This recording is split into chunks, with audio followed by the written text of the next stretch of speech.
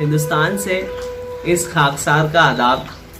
मैं ज़ीशान साहिर गज़ल के चंद अशार मुलाहिज़ा कीजिए कि सब अजब हैं अजीब समझेंगे, सब अजब हैं अजीब समझेंगे, दुश्मनों को हबीब समझेंगे। सब अजब हैं अजीब समझेंगे, दुश्मनों को हबीब समझेंगे। हो गया इश्क का मरज़ मुझको, हो गया इश्क का मरज़ मुझको, क्या मरज़ को तबीब समझेंगे। तुम न हो पाए गर हमारे तो, तुम न हो पाए गर हमारे तो, हम तुम्हें बदनसीब समझेंगे। उनकी तस्वीर पर्स में रख कर, उनकी तस्वीर पर्स में रख कर, उनको दिल के करीब समझेंगे।